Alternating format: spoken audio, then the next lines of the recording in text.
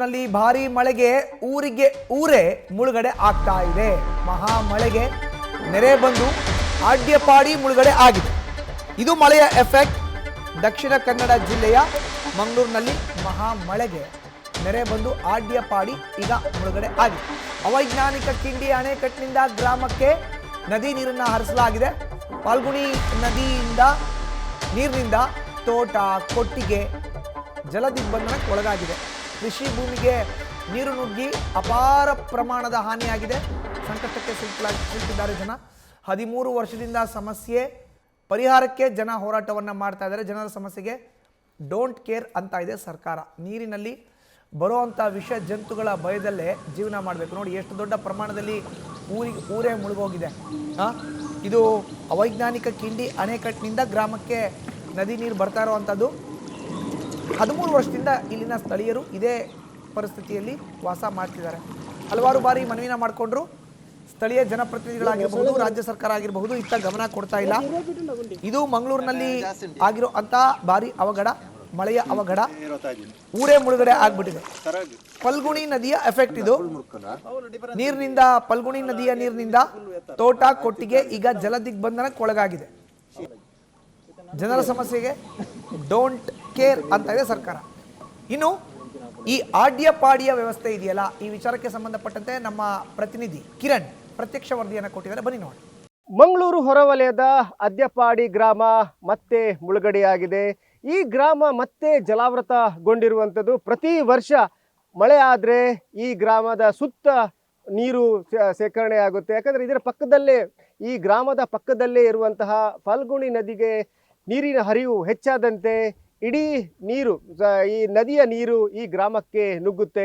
ಇಲ್ಲಿ ಸರಿಸುಮಾರು ಒಂದು 20ಕ್ಕಿಂತ ಹೆಚ್ಚು ಕುಟುಂಬಗಳಿದ್ದಾವೆ.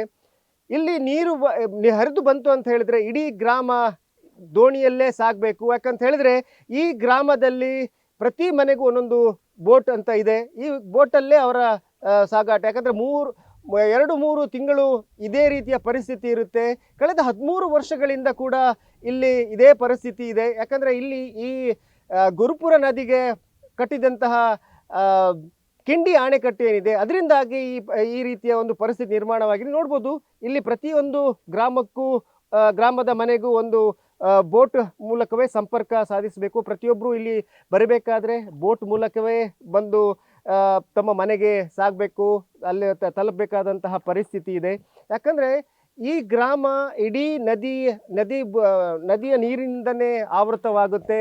ಇಲ್ಲಿರುವಂತಹ ತೋಟ ಹಾಗೆಯೇ ಇಲ್ಲಿರುವಂತಹ ಮನೆಯ ಸುತ್ತ ನೀರೇ ನೀರು. ಕಣ್ಣು ಹಾಯಿಸಿದಲ್ಲೆಲ್ಲ ನೀರೇ ನೀರು ಕಾಣ್ಬೋದು. ನಾನೀಗ ಅದೇ ಒಂದು ಗ್ರಾಮದಲ್ಲಿ ಇದ್ದೇನೆ. ನೀವು ನೋಡ್ಬೋದು, ಇದು ಇಡೀ ಅದ್ಯಪಾಡಿ ಗ್ರಾಮ. ಈ ಅದ್ಯಪಾಡಿ ಗ್ರಾಮ ಇಡೀ ಜಲಾವೃತಗೊಂಡಿರುವಂಥದ್ದು. ನದಿಯ ನೀರು ಇಡೀ ಗ್ರಾಮವನ್ನೇ ಸುತ್ತುವರೆದಿದೆ.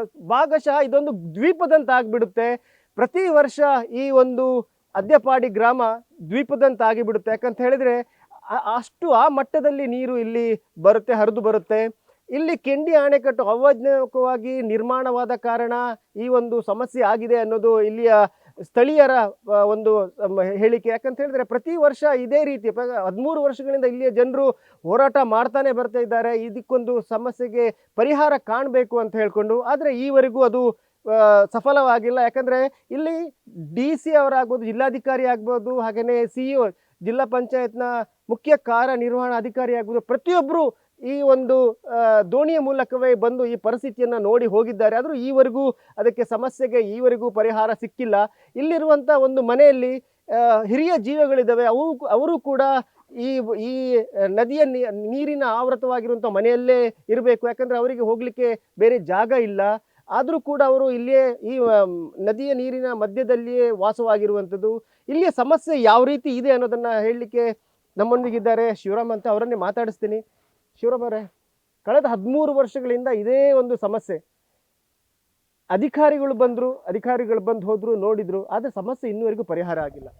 ಇದು ನಮಗೆ 12-13ರಲ್ಲಿ ಮರವೂರಲ್ಲಿ ಫಲ್ಗುಣಿ ನದಿಗೆ ಅಡ್ಡವಾಗಿ ಕಟ್ಟಿರುವ ಕಿಂಡಿ ಅಣೆಕಟ್ಟಿನ ಸಮಸ್ಯೆ, ಬೇರೆ ಏನಲ್ಲ. ಇದು ಕೃತಕ ನೆರೆ ಬರುವುದೇ ಅದರಿಂದ. ಯಾಕಂದರೆ ಅದೇ ಮಳೆಗಾಲದಲ್ಲಿ ಹೋಗುವಂಥ ನೀರಿನ ವ್ಯವಸ್ಥೆಗೆ ಗೇಟ್ ಏನಿಲ್ಲ. ಅವರು 8 ಫೀಟ್ ಬೆಡ್ ಮಾಡಿ 3 ಫೀಟ್ ಕಿಂಡಿ 3 ಫೀಟ್ ಅದಕ್ಕೆ ಫಿಲ್ಲರ್ ಮಾಡಿಬಿಟ್ರೆ ಅದರಲ್ಲಿ 80% ನೀರು ಸ್ಟಾಕ್ ಆಗೋದು. ಆಗ ಘಟ್ಟ ಪ್ರದೇಶಗಳಿಗೆ ಮಳೆ ಆದರೆ ತಕ್ಷಣದಲ್ಲಿ ಇಲ್ಲಿ ಎಲ್ಲ ಮುಳುಗಡೆ ಆಗ್ತದೆ. ನಮ್ಮ ಭತ್ತ, ಅಡಿಕೆ, ತೆಂಗು, ಬಾಳೆ ಎಲ್ಲ ಮುಳುಗಡೆ. ಮತ್ತು ಮನೆಗೆ ನೀರು ಹೋಗ್ತದೆ, ದನಕರು ಅಟ್ಟಿಗೆ ಎಲ್ಲ ನೀರು ಹೋಗ್ತದೆ.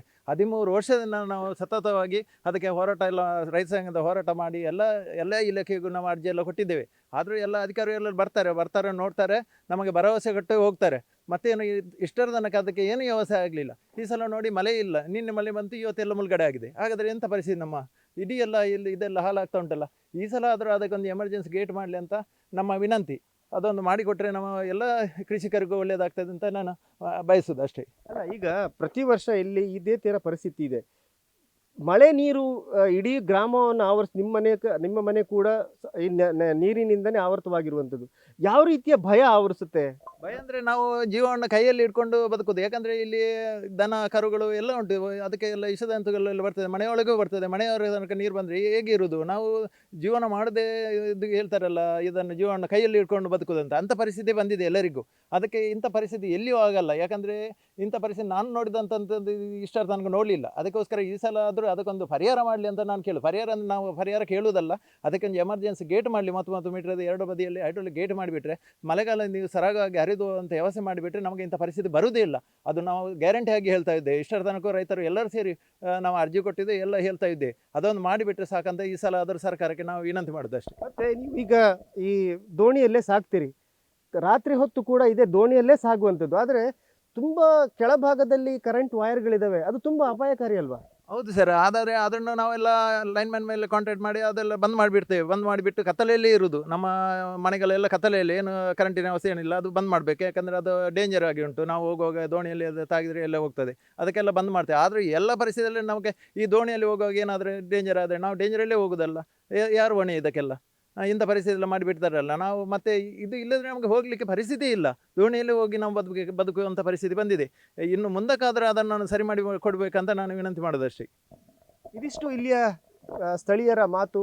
ಶಿವರಾಮ್ ಅವರು ಕಳೆದ ಒಂದು 13 ವರ್ಷಗಳಿಂದ ನಾನು ಇಲ್ಲಿ ಬರ್ತಾನೆ ಇಲ್ಲಿ ಈ ಸಮಸ್ಯೆಯನ್ನು ಪರಿಹಾರ ಮಾಡಲಿಕ್ಕೆ ಈ ರೀತಿ ರಿಪೋರ್ಟಿಂಗನ್ನು ಮಾಡ್ತಾನೆ ಇದೆ. ಆದರೆ ಇಲ್ಲಿವರೆಗೂ ಸಹ ಈ ಒಂದು ಸಮಸ್ಯೆಗೆ ಪರಿಹಾರ ಕೊಂಡ್ಕೊಳ್ಳಿಕ್ಕಾಗಿಲ್ಲ. ಯಾಕಂದರೆ ಅಧಿಕಾರಿಗಳು ಬರ್ತಾರೆ, ಅದನ್ನು ಈ ಸಮಸ್ಯೆಯನ್ನು ನೋಡ್ತಾರೆ, ಆದರೆ ಹೋಗ್ತಾರೆ. ಆದರೆ ಈವರೆಗೂ ಈ ಸಮಸ್ಯೆಗೆ ಪರಿಹಾರ ಅಂತ ಇನ್ನುವರೆಗೂ ಕಂಡುಕೊಳ್ಳಿಕ್ಕಾಗಿಲ್ಲ. ಸಂಬಂಧಪಟ್ಟ ಸಚಿವರು ಈ ಭಾಗಕ್ಕೆ ಬಂದು ಇಲ್ಲಿಯ ಜನರ ಒಂದು ಸಮಸ್ಯೆಯನ್ನು ಅರಿಬೇಕು, ಈ ಸಮಸ್ಯೆಯನ್ನು ಕಣ್ಣಾರೆ ಕಂಡು ಇದಕ್ಕೊಂದು ಪರಿಹಾರ ಕೊಡಬೇಕು ಅನ್ನೋ ಒಂದು ಒತ್ತಾಯ ಇಲ್ಲಿಯ ಜನರದ್ದಾಗಿದೆ. ಕ್ಯಾಮ್ರಾಮನ್ ಪ್ರಶಾಂತ್ ಅವರೊಂದಿಗೆ ಕಿರಣ್ ಸಿರ್ಸಿಕ, ನ್ಯೂಸ್ ಫಸ್ಟ್, ಮಂಗಳೂರು.